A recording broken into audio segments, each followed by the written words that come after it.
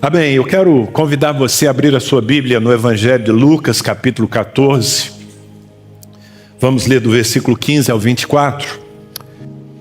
Ao ouvir isso, um homem que estava à mesa com Jesus exclamou: Feliz será aquele que participar do banquete no reino de Deus.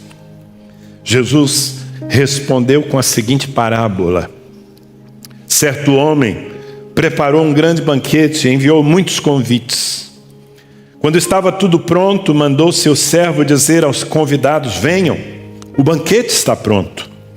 Mas todos eles deram desculpas. Um disse: Acabei de comprar um campo e preciso inspecioná-lo. Peço que me desculpe. Outro disse: Acabei de comprar 5 juntas de bois e quero experimentá-las. Sinto muito. Ainda outro disse: Acabei de me casar e não posso ir. O servo voltou e informou a seu senhor o que tinham dito. Ele ficou furioso e ordenou: Vá depressa pelas ruas e becos da cidade e convide os pobres, os aleijados, os cegos e os mancos. Depois de cumprir essa ordem, o servo informou: Ainda há lugar para mais gente. Então o Senhor disse: Vá pelas estradas do campo e junto às cercas, entre as videiras, e insista com todos que encontrar, para que venham, de modo que a minha casa fique cheia, pois nenhum dos que antes foram convidados provará do meu banquete. Então, acho que com a introdução que eu fiz, você já se colocou na cena. Um jantar está acontecendo, muita gente em volta de uma mesa, e um homem exclama, quem sabe pensando alto, fazendo com que aquilo que lhe veio ao coração fosse conhecido pelos demais. Ele diz: que feliz será quando pudermos, ou que feliz será que alguém participe de um banquete no reino dos céus ou no reino de Deus. E ele levantou a bola para Jesus. Jesus, aproveitando o ambiente e aquela expressão, resolveu trazer alguns conceitos sobre a graça do Senhor, sobre o convite de Deus para os homens e sobre o seu reino, através de uma parábola. Você sabe que as parábolas eram histórias que Jesus criava para ilustrar certas verdades espirituais. E essa é uma das parábolas riquíssimas que nós encontramos nos evangelhos. E eu tenho o desafio aqui, no pouco tempo que eu disponho, de tentar espremer a laranja com você. Você sabe que os pregadores têm muitas formas de comunicar a palavra, mas talvez a forma mais completa seja aquilo que se chama de mensagem, ou de pregação, ou de sermão expositivo, que é quando você pega um texto bíblico e tenta tirar dele o máximo, para que todo mundo possa compreender a palavra de Deus sem nenhum tipo de manipulação humana. E esse é o meu desafio.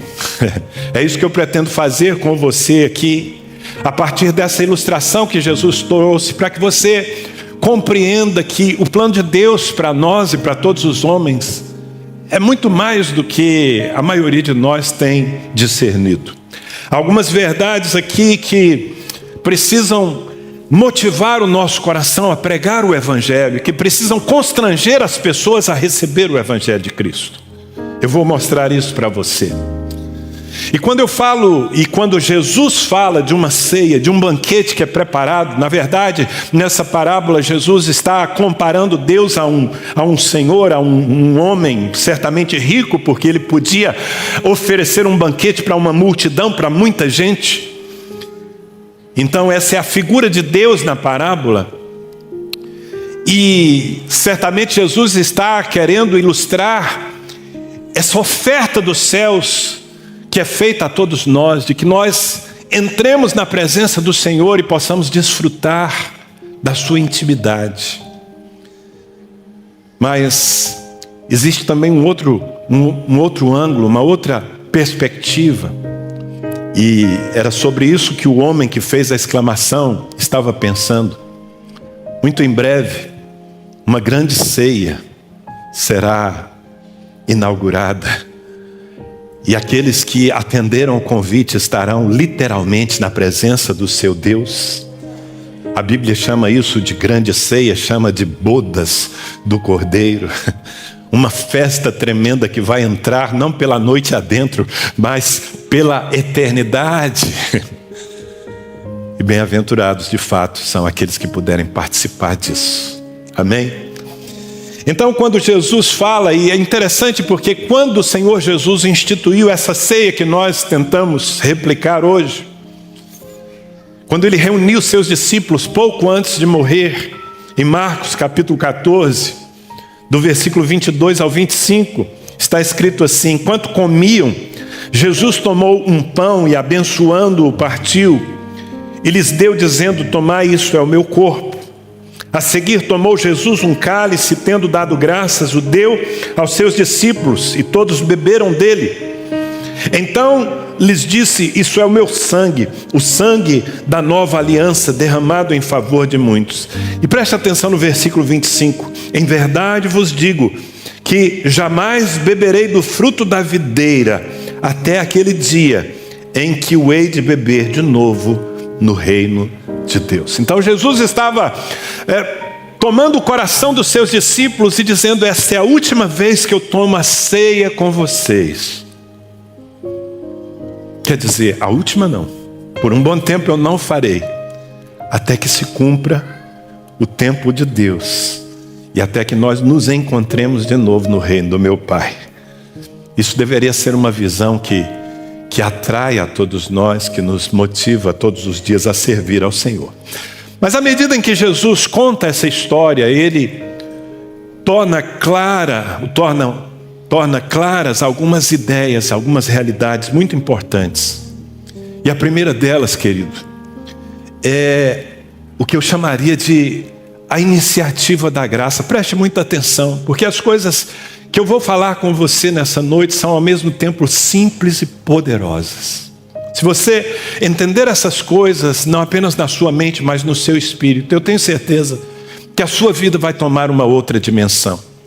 E a primeira e principal, a mais importante coisa que eu quero plantar em você nessa noite, ao ler esse texto bíblico, é o fato de que a iniciativa não é nossa, é de Deus. A parábola de Jesus começa no versículo 16, dizendo: certo homem preparou um grande banquete e enviou muitos convites. Então perceba que o que Jesus está querendo dizer aqui, como ponto de partida, é que o chamado para a intimidade, o chamado para podermos desfrutar da presença de Deus, entrar em sua casa com a honra de convidados, foi uma iniciativa dele, não nossa. A graça nasceu no coração do Pai. Talvez você não se surpreenda com a minha afirmação, porque você já tenha entendido isso. Mas a minha pergunta é se temos vivido na dimensão da honra que nos foi oferecida. A palavra de Deus, João é um dos personagens mais importantes do Novo Testamento. João teve um relacionamento pessoal com Jesus. Ele mesmo se denominava o discípulo amado. Ele teve o privilégio várias vezes de reclinar a cabeça no peito de Jesus, de se aproximar do Senhor com muita liberdade, talvez mais do que qualquer outro discípulo. E João compreendeu o amor de Deus, e depois, na ausência física de Jesus, ele ministrou muitas vezes sobre esse amor. Uma delas está na sua primeira carta, capítulo 4, versículos 9, 10, e também vou ler o 19. Na verdade, todo esse texto é muito rico, mas João diz assim: nisto se manifestou, se revelou, se mostrou o amor de Deus em nós, em haver Deus enviado seu Filho unigênito ao mundo, para vivermos por meio dele. Nisto consiste o amor, não em que nós tenhamos amado a Deus, mas em que Ele nos amou e enviou seu Filho como propiciação pelos nossos pecados. Preste muita atenção, não que nós o tenhamos amado, mas Ele nos amou. E no versículo 19, João conclui com uma afirmação categórica: Ele diz: nós amamos, porque Ele nos amou primeiro. Quantos de vocês amam a Deus de coração? Mas você ama porque primeiro foi amado. A iniciativa foi de Deus. Foi Ele quem preparou a ceia. Foi Ele quem preparou o banquete. E foi Ele quem enviou até nós o convite. E dizer isso precisa nos converter a esse amor. Porque eu não estou falando de um homem honrando outro homem. Estou falando do Todo-Poderoso. Estou falando do Criador de todas as coisas. Eu estou falando do único Deus verdadeiro. Eu estou falando daquele que é santíssimo, preparando um lugar em sua presença para pecadores como nós. Então, se nós temos a dimensão dessa oferta, se nós compreendemos que não há como explicar isso a não ser através de um amor divino, nós não vamos responder da maneira que nós precisamos responder. Deus olhou para nós, eu poderia usar muitas expressões na nossa insignificância, mas talvez haja algo que nos marque mais do que a nossa insignificância. Eu estou dizendo em comparação com Ele. Deus olhou para nós na nossa impureza, no nosso pecado, no nosso engano, na nossa rebeldia. E Deus disse: vou preparar um lugar à minha mesa, vou oferecer a minha intimidade e tudo o que eu tenho para que vocês possam desfrutar disso. E quando nós entendemos a dimensão dessa oferta, quando nós realmente paramos para pensar em quem está tomando a iniciativa, então não há nenhuma resposta que nós possamos dar a não ser o sim. Você concorda comigo? Como alguém pode dizer não a Deus? Como alguém que nunca teria acesso a esse lugar de riqueza, de honra, de paz, de glória, como alguém pode dizer não? E aqui me vem a segunda ideia que esse texto traz e que precisa tomar o nosso coração, que é o peso do convite. Diga: o peso do convite. Porque no versículo 17 diz: quando estava tudo pronto, mandou seu servo dizer aos convidados: venham, o banquete está pronto. Presta atenção nessa expressão: quando estava tudo pronto. E eu penso que o que Jesus está tentando abrir os nossos olhos aqui é para entender que custou muito para Deus. Custou muito para Deus deixar tudo pronto. Talvez você tenha uma dimensão melhor do que significa olhando para a cruz. Esse é o nosso exercício nessa noite. Ao tomar a ceia do Senhor, exercitar a nossa mente e tentar nos recordar do que aconteceu na cruz. Naquela cruz, o Deus infinito, o Deus santíssimo, o Deus todo-poderoso se ofereceu em nosso lugar.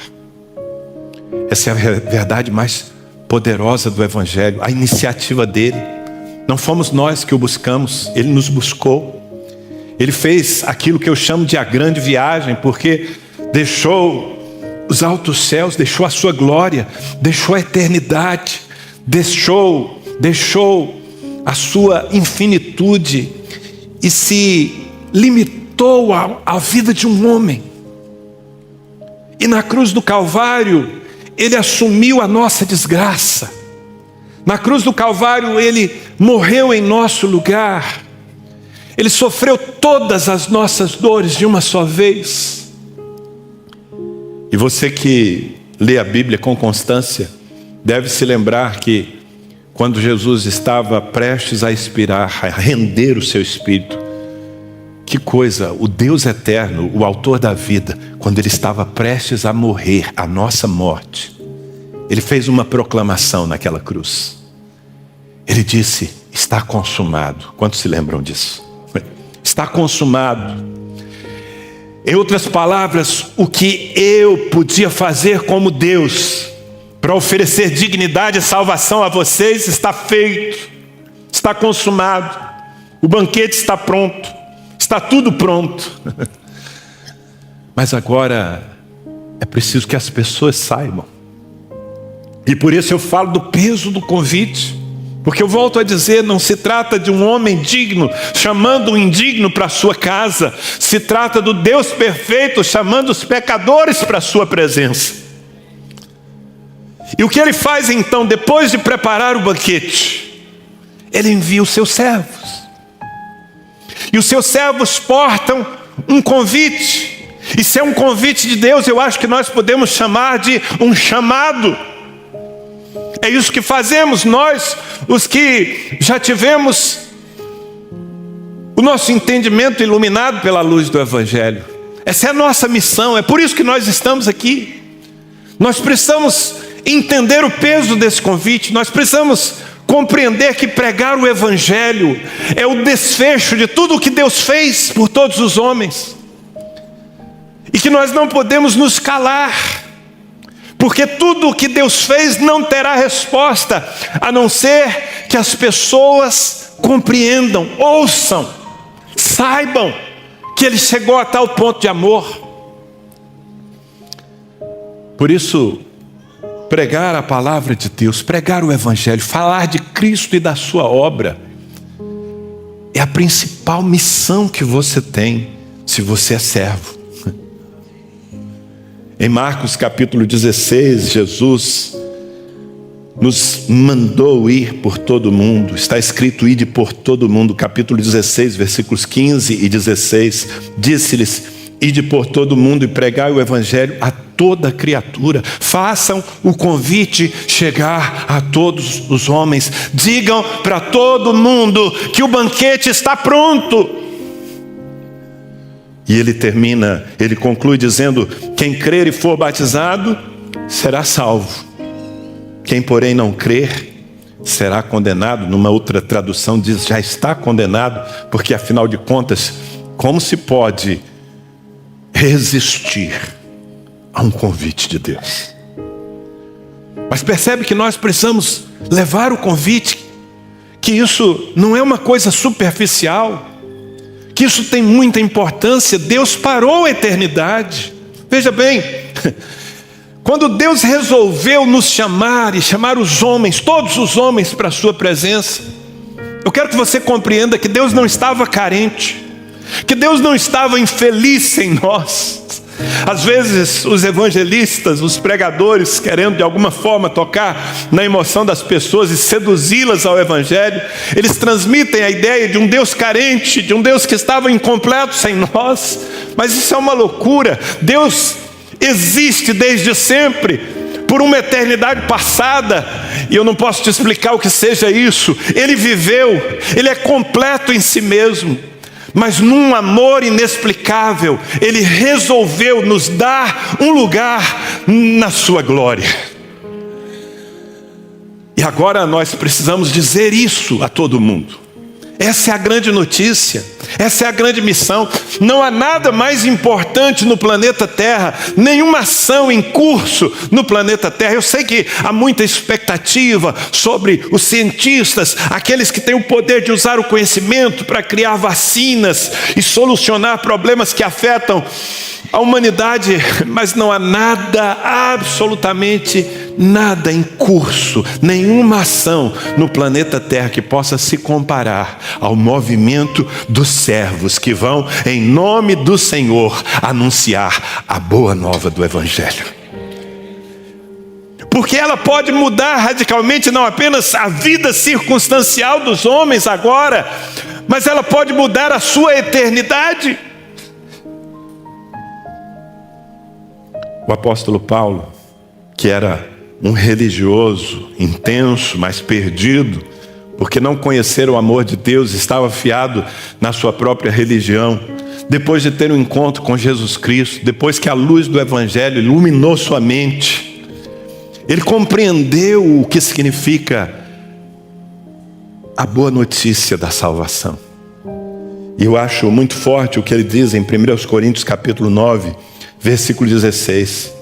Ele diz assim: se anuncio o evangelho, não tenho de que me gloriar, de que me orgulhar, pois sobre mim pesa essa obrigação, porque ai de mim, se eu não pregar o evangelho, eu não tenho opção. É uma loucura não dizer aos homens a melhor notícia que eles poderiam receber. É uma loucura eu gastar a minha vida, o meu tempo, fazendo qualquer outra coisa que não seja dizer a todo mundo que o banquete está pronto, que há um lugar para cada ser humano na presença de Deus.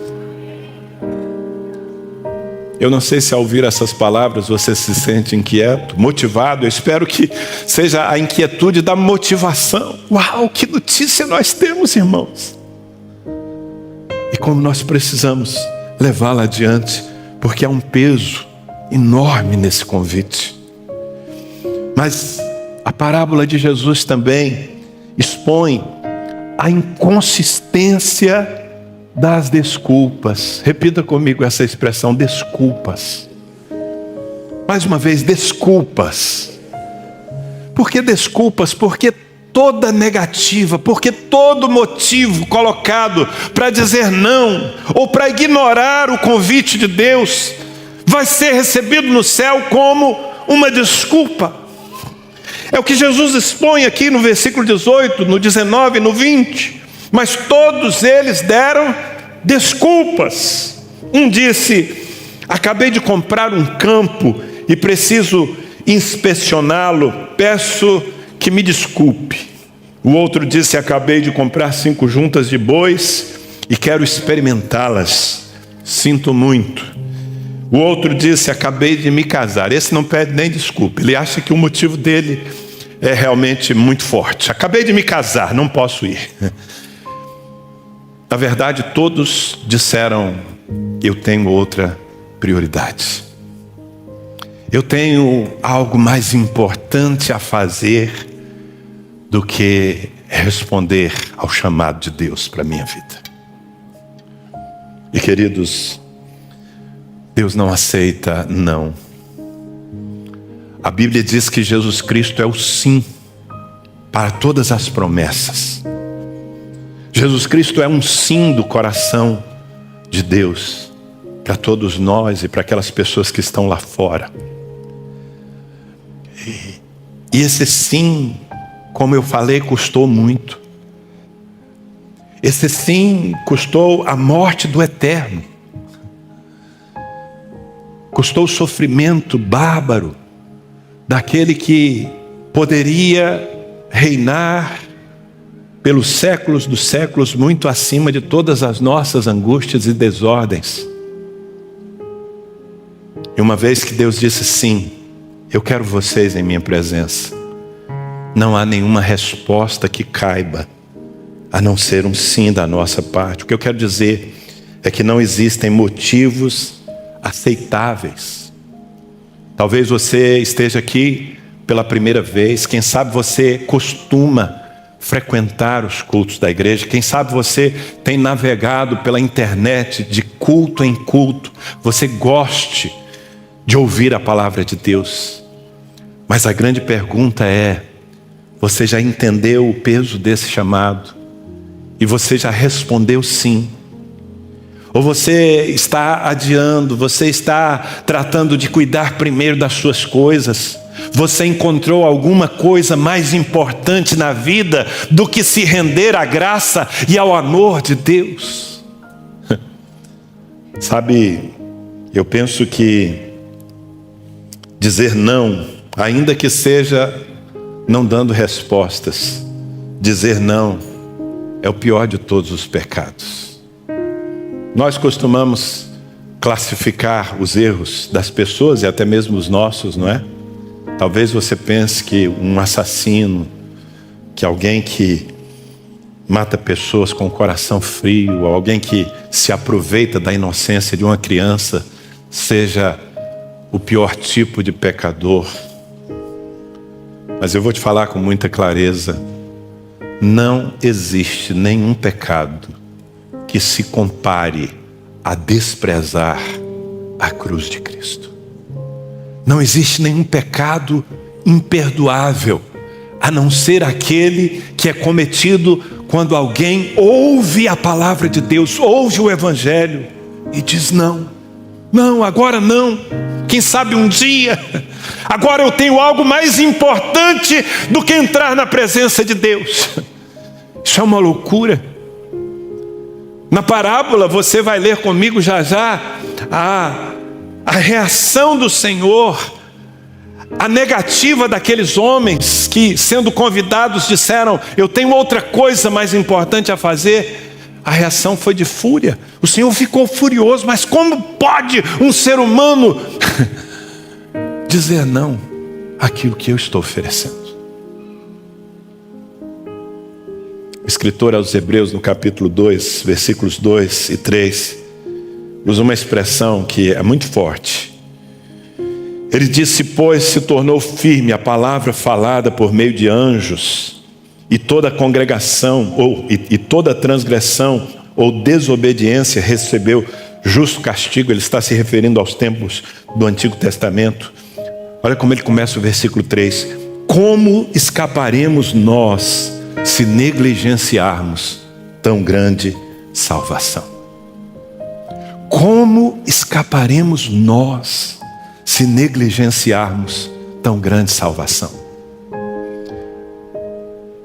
Como é que nós vamos nos explicar diante de Deus? Tendo a consciência do que custou a Ele, tendo a consciência da honra do convite, como é que nós vamos dizer: Senhor, Tu sabes que eu estava ocupado? Meus irmãos, e a negligência da salvação, ela pode acontecer por duas vias, sabe? A negligência, o desprezo da salvação acontece na vida daqueles que resistem, daqueles que ficam fiados em suas desculpas, que não estão dispostos a abrir mão de nada para estar com Deus. Mas esse peso também está sobre nós, os servos, porque negligenciamos o tamanho da salvação quando nós deixamos de anunciá-la, quando nós nos rendemos à vergonha, ou quando nós nos ocupamos com tantas coisas no nosso dia a dia e não colocamos como prioridade cada dia que abrimos os olhos e vamos viver várias oportunidades, e nós não colocamos como a prioridade das prioridades dizer às pessoas que cruzarem o nosso caminho, ou mesmo buscá-las em seu próprio caminho, e dizer: ei, há um lugar para você à mesa de Deus, você precisa vir comigo. Como escaparemos se nós negligenciarmos tão grande salvação? É interessante porque, se você ler todo o texto original aqui, eu li com você a parábola, mas logo na sequência, no capítulo 14 de Lucas, Jesus, depois de contar essa história para os participantes daquela ceia, ele completa, talvez tentando dar um significado mais claro à atitude daqueles homens que tinham algo mais importante a fazer. E Jesus diz o seguinte a partir do versículo 25.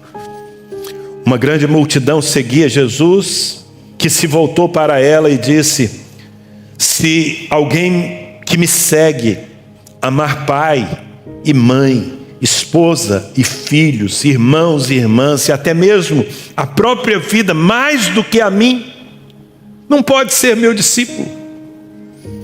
E se não tomar a sua cruz e me seguir, não pode ser meu discípulo. Quem começa a construir uma torre sem antes calcular o custo e ver se possui dinheiro suficiente para terminá-la? Pois se completar apenas os alicerces e ficar sem dinheiro, todos rirão dele, dizendo: esse aí começou a construir, mas não conseguiu terminar. Ou que rei iria à guerra sem antes avaliar se seu exército de 10.000 poderia derrotar os 20.000 que vêm contra ele? E se concluir que não, o rei enviará uma delegação para negociar um acordo de paz enquanto o inimigo está longe. E ele conclui dizendo: da mesma forma, ninguém pode se tornar meu discípulo sem abrir mão de tudo o que possui. O que Jesus está dizendo é: eu não aceito as suas desculpas. Eu não aceito os seus motivos para não me servir. Eu não aceito os seus motivos para não receber o convite e desfrutar da intimidade que eu graciosamente... Sabe, essa palavra precisa ser bem entendida, porque graça é favor imerecido, não é? Mas muita gente entende que a graça não custa nada. Bem, a graça custou o sangue de Jesus Cristo. A graça custou a vida do único Filho de Deus.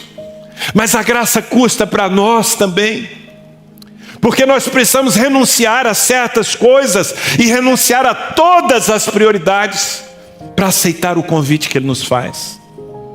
E é aqui que muitos travam, é aqui que muitos dizem não e se tornam condenados para sempre.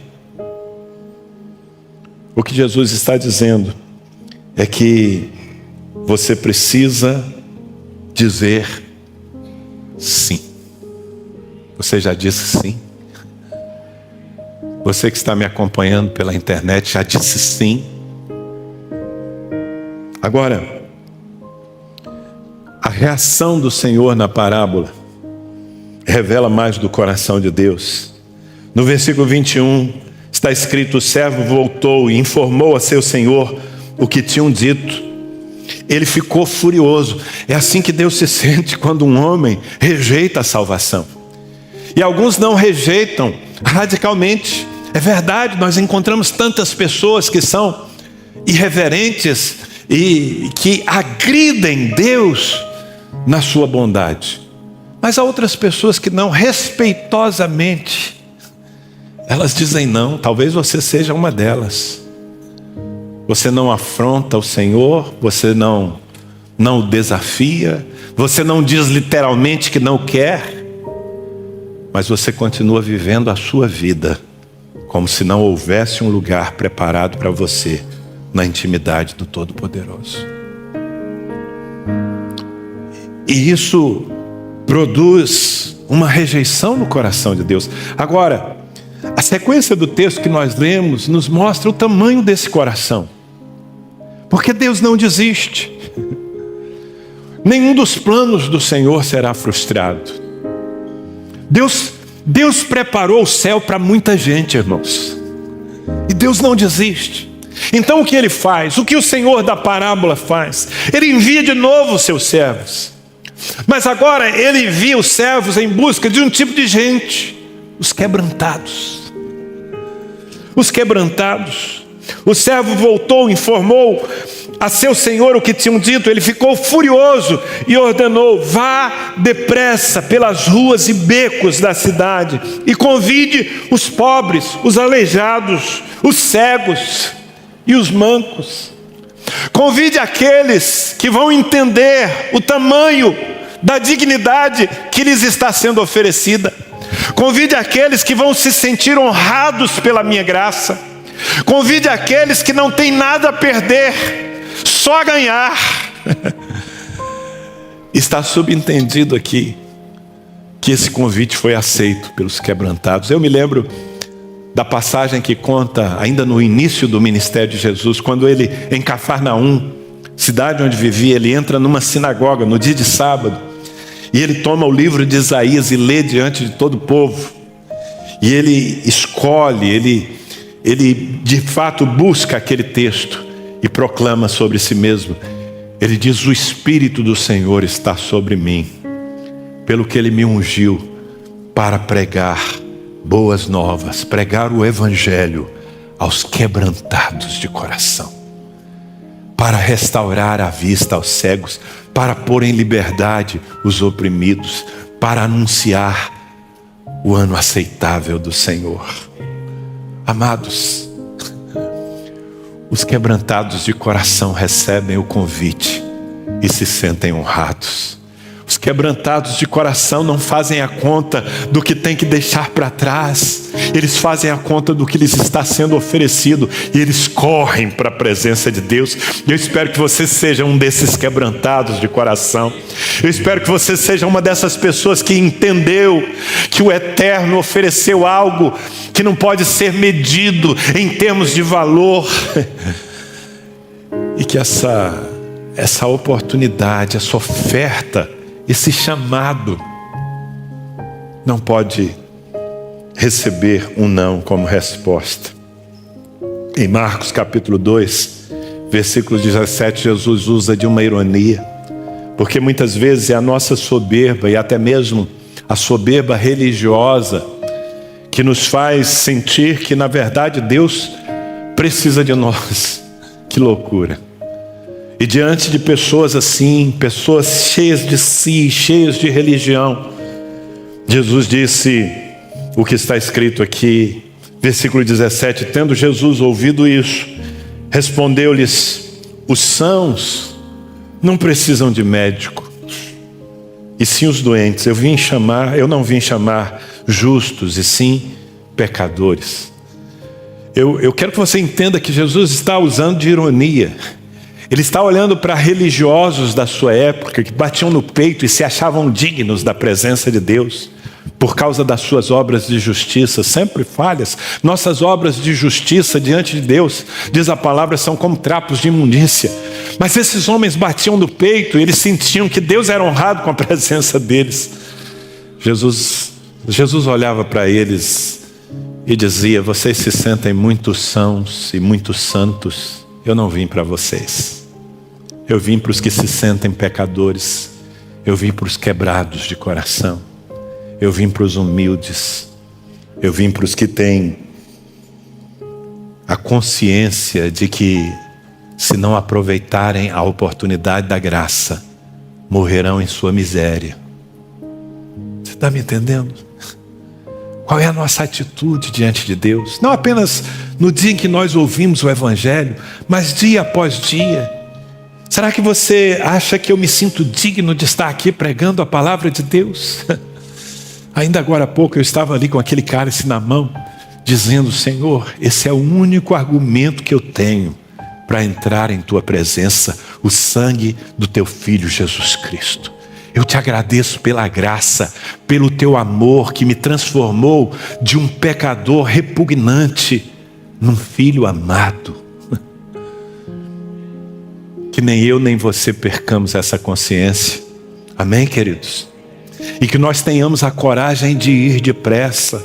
Eu não sei se você prestou atenção, mas existe uma urgência no Senhor. Ele diz ao seu servo: vá depressa pelas ruas, encontre os quebrados e traga-os. E os servos fazem isso. E o que acontece? Versículos 22, preste muita atenção porque isso é fantástico. Versículo 22 e 23, depois de cumprir essa ordem, o servo informou: ainda há lugar para mais gente. Irmãos, ainda há lugar para mais gente. Então o Senhor disse: vá pelas estradas do campo e junto às cercas, entre as videiras, vá onde as pessoas se escondem. E insista com todos que encontrar para que venham, de modo que a minha casa fique cheia. Você sabe qual é o propósito eterno de Deus?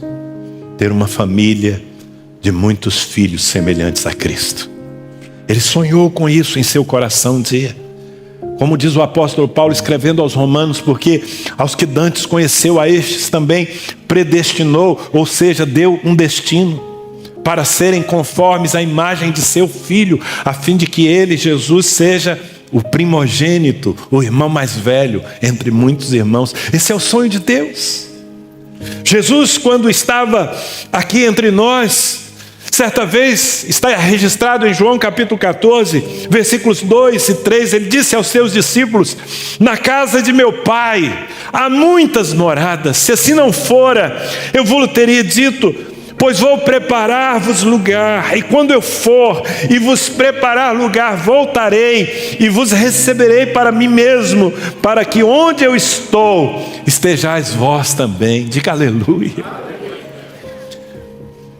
Mas preste atenção nessa expressão: na casa de meu pai há muitas moradas. E como eu quero que o Espírito Santo avive essa frase na sua mente, você que serve ao Senhor,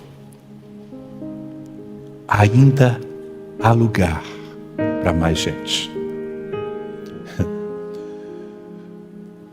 Quando eu leio ainda há lugar para mais gente, duas ideias me saltam à mente. A primeira delas, o coração de Deus é enorme. Já tanta gente tem aceitado o convite. Quantos aqui já aceitaram o convite do Senhor, estão vivendo em comunhão com Ele? Mas ainda há lugar para mais gente. O número dos salvos não se completou ainda. Nós precisamos ir pelos caminhos e valados. E aqui é interessante porque o Senhor diz: insista com essas pessoas que vocês encontrarem, para que venham, para que entrem. Na outra tradução, a tradução mais conhecida diz: força-os a entrar. O amor de Deus pelos homens é tão grande que está apelando. É como se Deus por nós rogasse. É isso que Paulo diz quando ele fala do ministério da reconciliação que nós carregamos. Sabe como eu vejo essa pandemia? Eu vejo Deus forçando os homens a entrarem. Eu vejo Deus apelando para que as pessoas não percam a chance de se renderem ao seu chamado e receberem a salvação. E quanto mais o tempo passa, mais se torna viva essa história, queridos. Porque ainda há lugar para mais gente, significa que a porta não se fechou ainda. Diga ainda. E aqui eu termino com uma última ideia. A última ideia que está revelada nessa parábola de Jesus é a tragédia da porta fechada. Ainda há lugar. Como disse Isaías, capítulo 55, versículos 6 e 7, buscai ao Senhor enquanto se pode achar, invocai-o enquanto está perto, deixe o perverso o seu caminho, o iníquo os seus pensamentos, converta-se ao Senhor, que se compadecerá dele, volte-se para o nosso Deus, porque Ele é rico em perdoar. A porta vai se fechar. Essa é a última ideia que Jesus deixa clara aqui nessa parábola, porque no versículo 24 ele termina a história dizendo: pois nenhum dos que antes foram convidados provará o meu banquete. Em outras palavras, Jesus está dizendo: nenhum daqueles que disse não, nenhum deles entrará na minha presença. Meus amados, eu quero que você saia daqui nessa noite, em primeiro lugar, com seu coração cheio do amor de Deus. Eu quero que você entenda que foi Ele quem amou você, que foi Ele quem buscou você, que não é você quem o aceita, foi Ele quem decidiu aceitar você em sua presença. Foi Ele quem fez com que seus servos chegassem até onde você estava perdido, para dizer: há um convite de Deus. Que essa consciência da graça encha o seu coração. Às vezes nós permitimos que a nossa mente, que os nossos sentimentos nos enganem. Algumas pessoas, olhando para certas dificuldades da vida, se sentem não amadas por Deus. Ei,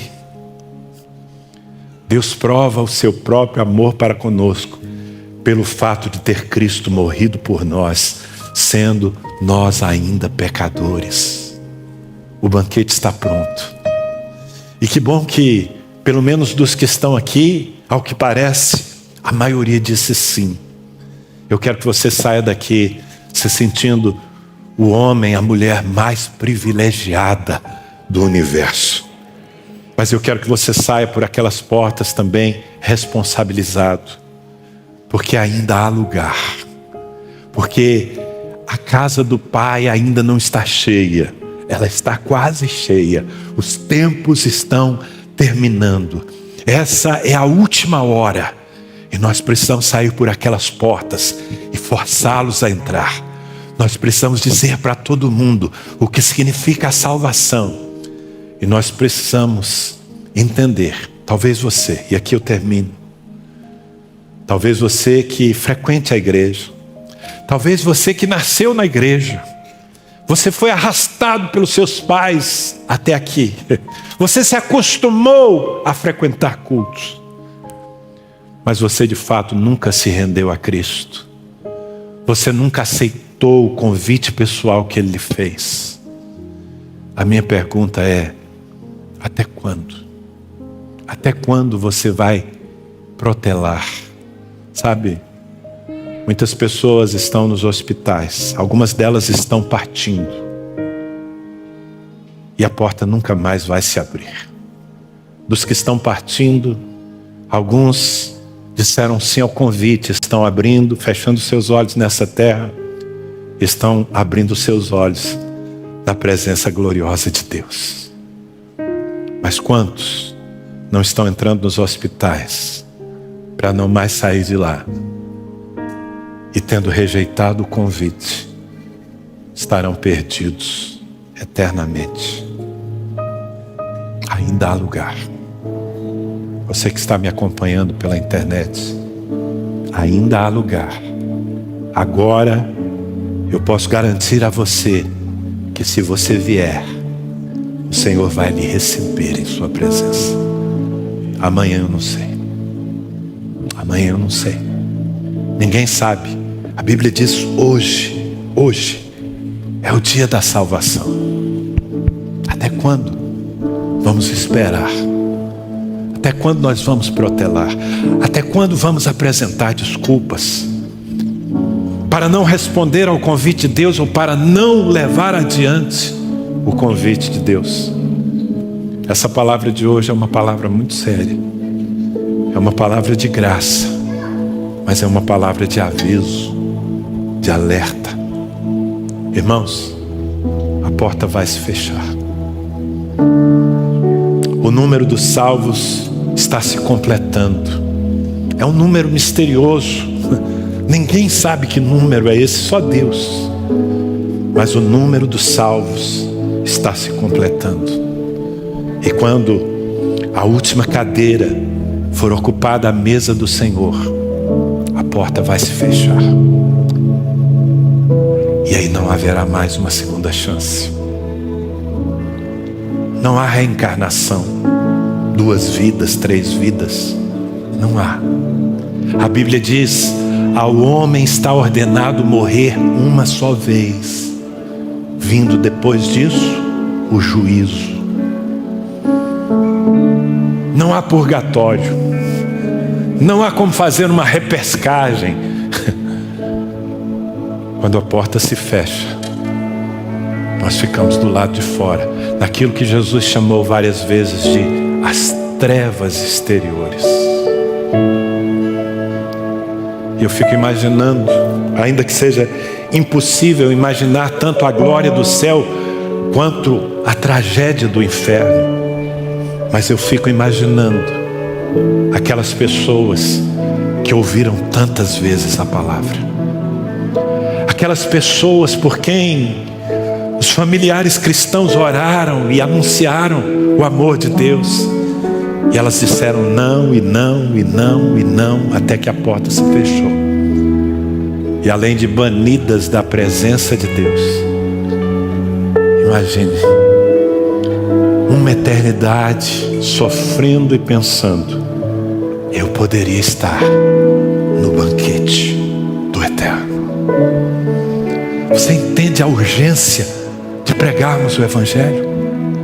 Você entende que nós não podemos, por timidez ou comodismo, viver a nossa vida como se ela tivesse outra coisa mais importante a fazer? Quero pedir que você fique em pé.